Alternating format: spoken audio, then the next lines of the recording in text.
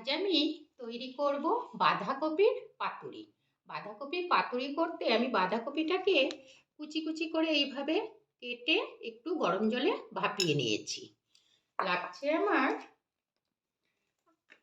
মটরশুঁটি, ধনেপাতা কুচি, শস্য বাটা, পোস্ত বাটা। দিয়ে দেব পরিমাপ মতো নুন, দিয়ে দেব হলুদ গুঁড়ো,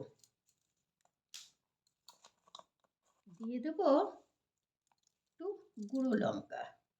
এবার আমি এই উপকরণ দিয়ে আগে একটু ভালো করে মেখে নিই। দিয়ে দেবো শস্য বাটা, দিয়ে দেবো পোস্ত বাটা,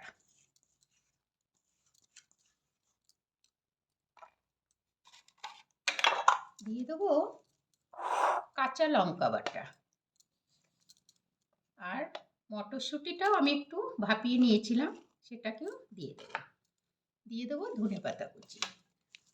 সমস্ত উপকরণ দিয়ে আমি ভালোভাবে মেখে নেব। দেবো একটু সামান্য চিনি, আর দিয়ে দেবো সরষের তেল। আমি পাতুরিটা পুরো সরষের তেলেই করব।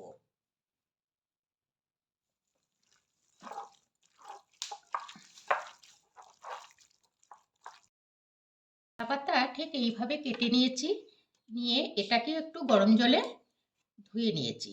এবার দিয়ে দেবো একটু সর্ষের তেল। অল্প সর্ষের তেলটাকে ভালোভাবে মাখিয়ে এবার আমি কিছুটা বাঁধাকপি এইভাবে দিয়ে দেবো।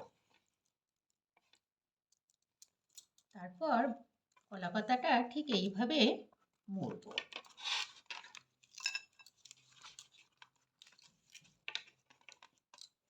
তারপর একটা সুতো দিয়ে আমি বেঁধে নেব।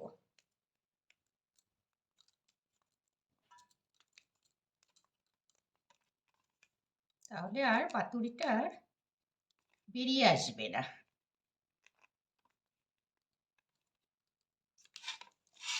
ঠিক এইভাবে করব। আমি আরেকটা করছি। ঠিক কলা পাতাটা নিয়ে অল্প সর্ষের তেল দিয়ে এইভাবে মেখে নেব। তারপর বাঁধাকপির পুরটা এইভাবে দেব, দিয়ে আমি ঠিক এইভাবে মুড়ে নেব।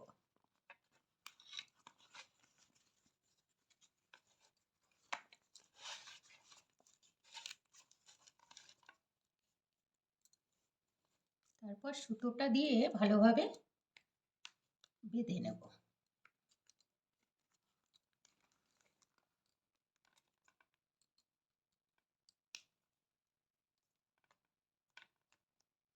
এইভাবে আমি সমস্ত পাতুরিগুলিকে তৈরি করে নেব। কড়াইতে দিয়ে দেব সামান্য সর্ষের তেল। এই তেলটাকে ভালোভাবে মিশিয়ে নেব।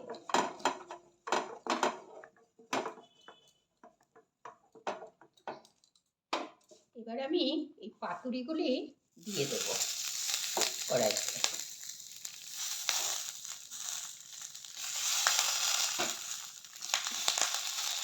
দিয়ে আমি ঢাকা দিয়ে দেবো 10 মিনিটের জন্য।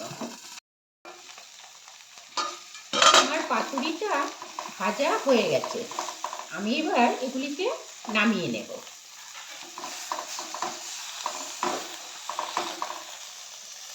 এটা সব নামিয়ে নেব।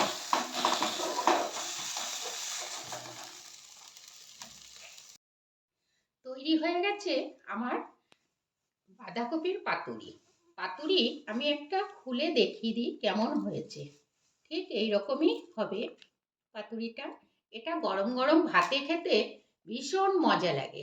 আপনারা একবার বাড়িতে অবশ্যই একটা বানিয়ে খেয়ে দেখবেন, আর আমাকে কমেন্টস করে লিখবেন আপনাদের কেমন লেগেছে।